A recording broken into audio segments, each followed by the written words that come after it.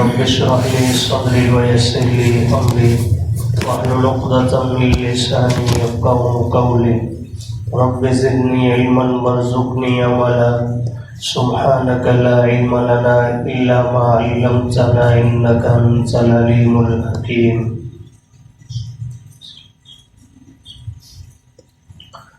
وسيق الذين كفروا إلى جہنم زمرا، اور لے جایا جائے گا ان لوگوں کو جنہوں نے کفر کیا جہنم کی طرف گروہ در گروہ. حتی اذا جاؤوها، یہاں تک کہ جب وہ آ جائیں گے جہنم کے پاس. فتحت ابوابها، کھولے جائیں گے جہنم کے دروازے.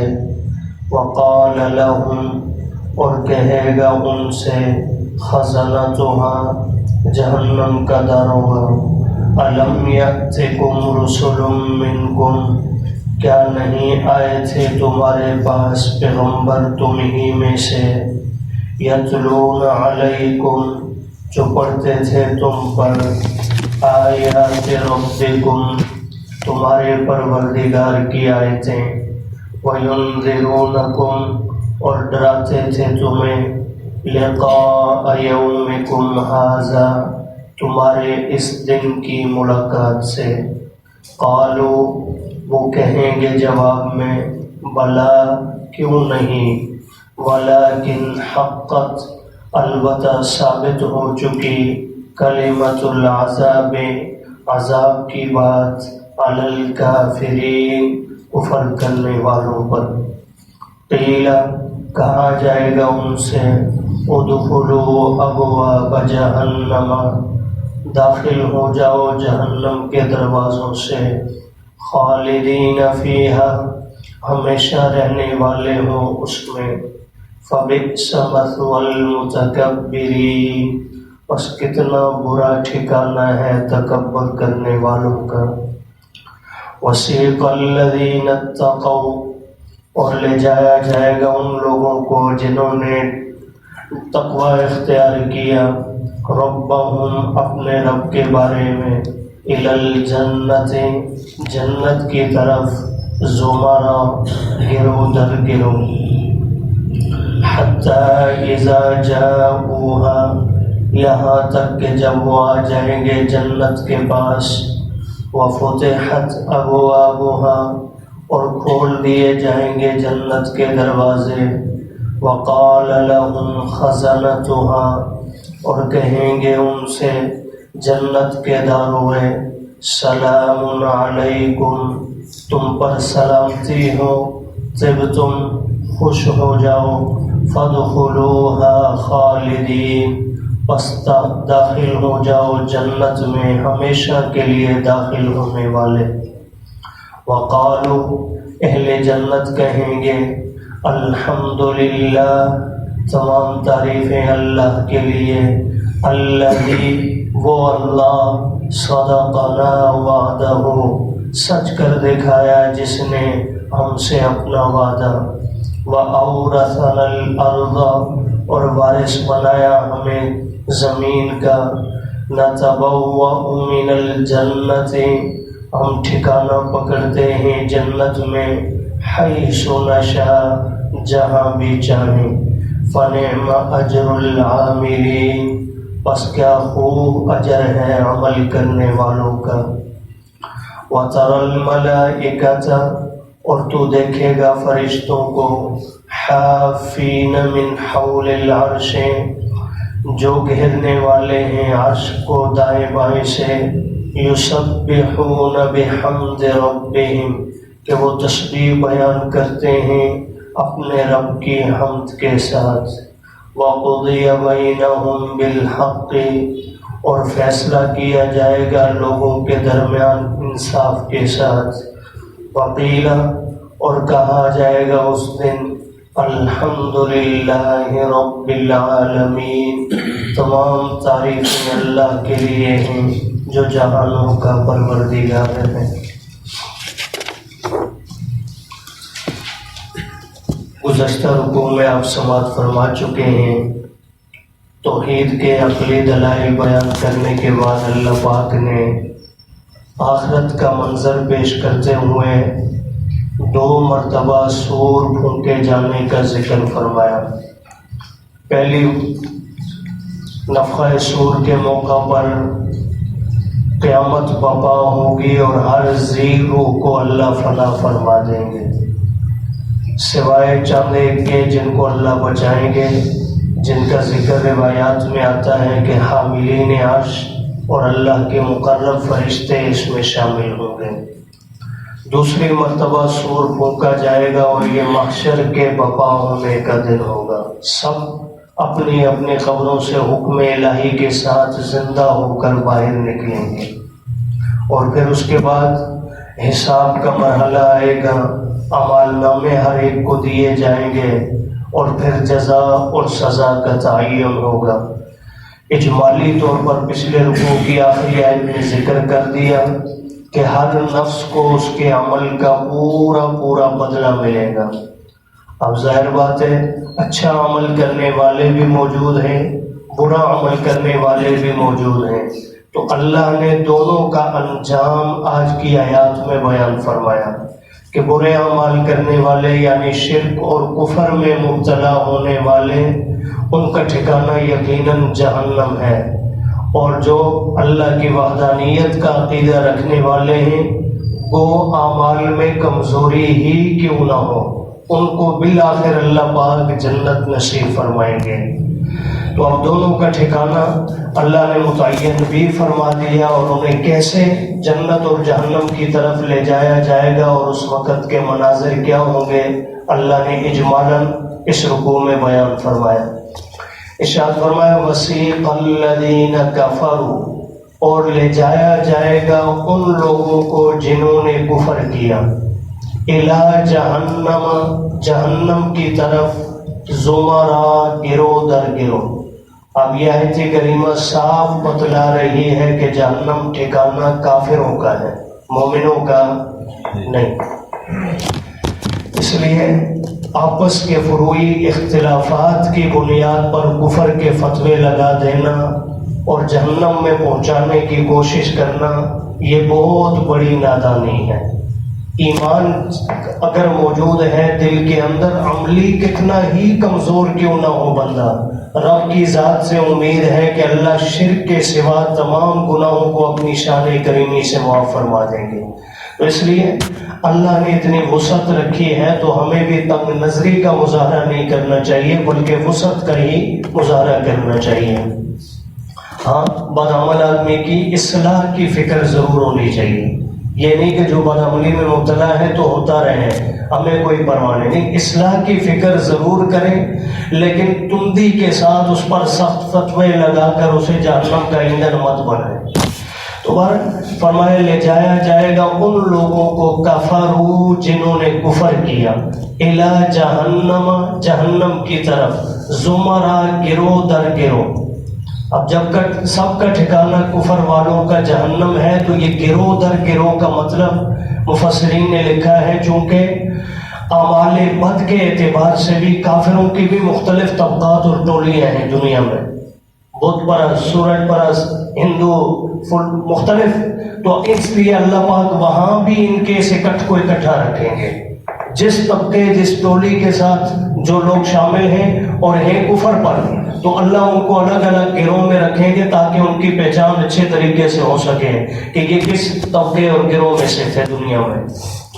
حتی اذا جاؤوها، یہاں تک کہ جب وہ اہل جہنم جہنم کے پاس آ جائیں گے، فتحت ابوابها، جہنم کے دروازے کھول دیے جائیں گے، وقال لهم خزنتها، اتمام حجت کے لیے اس موقع پر یا تنبیہ کے لیے جہنم کا داروغہ چوکیدار ان سے کہے گا الم یاتکم رسل منکم، آج جہنم میں جا رہے ہو، کیا تمہیں یاد پڑتا ہے کہ تمہارے پاس دنیا میں پیغمبر آئے تھے، منکم، تم میں سے۔ یہ جہنم کا داروغہ، اس کا بھی ماشاءاللہ عقیدہ کتنا ٹھیک ہے نا جی، اسے بھی پتا ہے کہ نبی کہاں کس قوم میں سے ہیں جی، کس میں سے، انسانوں میں سے، کس میں سے آئے جی، انسانوں میں سے، جہنم کے داروغہ کو بھی پتا ہے۔ الم یأتکم رسل منکم، کیا نہیں آئے تمہارے پاس پیغمبر منکم، تم ہی میں سے، الگ مخلوق کوئی نہیں تھی، تمہارے اندر سے آئے تھے، اور ان کا کام کیا تھا؟ یتلون علیکم آیات ربکم، پڑھتے تھے تم پر تمہارے رب کی آیات، وینذرونکم، اور ڈراتے تھے تمہیں، لقاء یومکم ھذا، تمہارے اس دن کی ملاقات سے، یعنی تمہیں یہ بھی بتلاتے تھے مرو گے اور ایک دن اللہ کے سامنے تم نے پیش ہونا ہے، لیکن تم نے اس وقت تو یقین ہی نہیں کیا۔ اب دنیا کے اندر حجتیں پیش کرنے والے طبقات بھی اس دن جب سب نظر آ جائے گا نا کہ آج تو کچھ بھی چلنے والی نہیں، نہ سفارش، نہ عہدے، نہ دولت، کچھ بھی کام آنے والا نہیں، اس دن وہ بھی سچ بولیں گے۔ قالو، کہیں گے وہ سارے کے سارے، بلا، کیوں نہیں، آئے تھے ہمارے پاس اللہ کے نبی، اللہ کا پیغام لے کر آئے تھے، دین کی بات پہنچانے والے ہمارے پاس آئے تھے، ہم نے مانا نہیں، اب کیا کریں؟ ولیکن حقت کلمۃ العذاب علی الکافرین، آج تو فیصلہ ہو چکا عذاب کے کلمے کا کافروں پر، آج ثابت ہو چکی بات، اب کوئی راستہ نہیں ہے ہمارے پاس، اب تو جہنم میں جانا ہی ہے۔ اس وقت کہا جائے گا، فرشتہ یہ ندا لگائے گا، قیلا، کہا جائے گا ادخلوا ابواب جہنم، آپ داخل ہو جاؤ پھر جہنم کے دروازوں میں، خالدین فیہا، اور یہ داخلہ عارضی نہیں، ہمیشہ ہمیشہ اس میں رہنے والے ہوں گے۔ اعاذنا اللہ من، جب بھی جہنم کا ذکر آئے پناہ مانگ لیا کریں، دل ہی دل میں بے شک کہہ دیں، اگر وہ دعائیہ جملے اللہم اجرنی من النار کے یاد ہوں، یا جو ہے ویسے اعوذ باللہ جو ہم پڑھتے ہیں، اس کو جہنم کی طرف اعوذ باللہ من الشیطان الرجیم ومن عذاب جہنم، اس کے ساتھ بھی آپ ملا کر پڑھ سکتے ہیں۔ تو جب بھی ذکر آئے نبی کریم صلی اللہ علیہ وسلم کی یہ سنت مبارکہ بھی ہے، جہنم کا ذکر آتا، آپ علیہ الصلوۃ والسلام کی آنکھوں سے آنسو بھی جاری ہو جاتے ہیں اور آپ پناہ بھی طلب فرماتے ہیں، حالانکہ حضور علیہ السلام تو گارنٹیڈ جنتی، لیکن اس کے باوجود میری آپ کی تعلیم کے لیے، اور جنت کا جب ذکر آتا تو آپ علیہ الصلوۃ والسلام اللہ سے طلب بھی فرماتے ہیں۔ تو بہرحال فرمایا داخل ہو جاؤ جہنم کے دروازوں سے، خالدین فیہا، اس میں ہمیشہ رہنے والے ہو، فبئس مثوی المتکبرین، فرمایا کیا ہی برا ٹھکانہ ہے تکبر کرنے والوں کا۔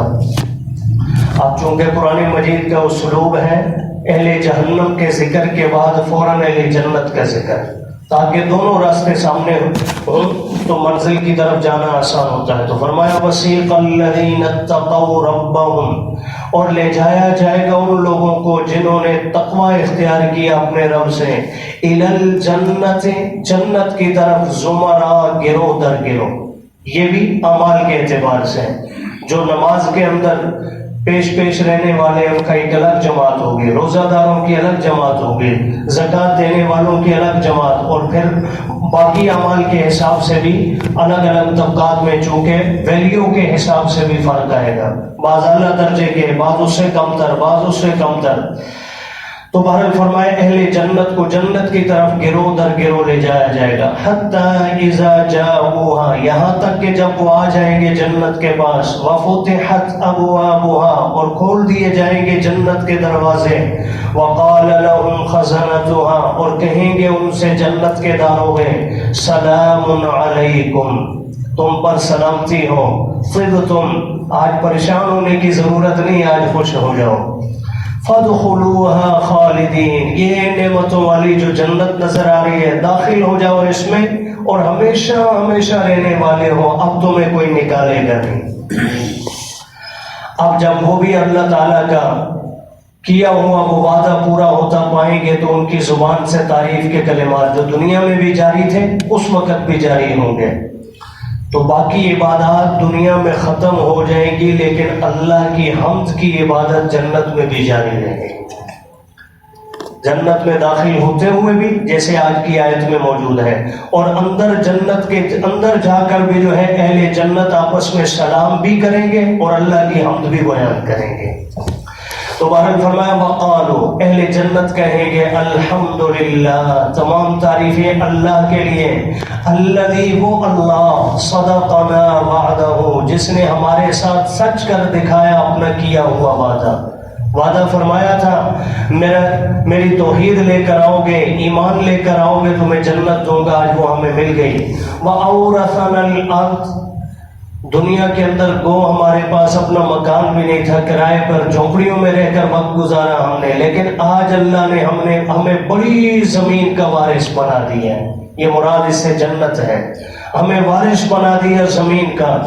چونکہ بعض روایات میں آتا ہے سب سے ادنا درجہ کے جنتی کو جو جنت ملے گی وہ بھی زمین و آسمان سے 10 گنا بڑی ہوگی، اتنی وسیع جنت اللہ عطا فرمائیں گے۔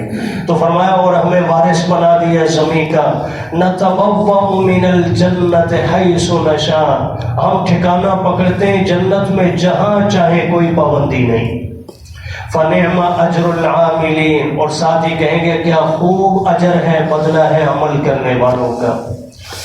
اور اگلی آیت کریمہ میں اللہ پاک ابھی جس کا ذکر کیا کہ حمد باری تعالیٰ وہاں بھی جاری رہے گی، صرف انسانوں اور اہل جنت کی زبان پر نہیں بلکہ ملائک بھی جو اس وقت بھی تسبیح کر رہے ہیں اس وقت بھی اللہ کی تسبیح کر رہے ہوں گے۔ تو فرمایا وَتَرَى الْمَلَائِكَةَ، اے مخاطب تو دیکھے گا فرشتوں کو، حافین من حول العرش، جو گھیرے ہوئے ہیں اللہ کے عرش کو دائیں بائیں سے، یسبحون بحمد ربہم، کہ وہ تسبیح بیان کرتے ہیں اپنے رب کی حمد کے ساتھ، وَقُضِيَ بَيْنَهُمْ بِالْحَقِّ، اور فرمایا لوگوں کے درمیان فیصلہ کیا جائے گا اس دن حق کے ساتھ، وَقِيلَ، اور کہا جائے گا الحمدللہ رب العالمین، آج تمام تعریفیں اللہ کے لیے ہیں جو جہانوں کا پروردگار ہے۔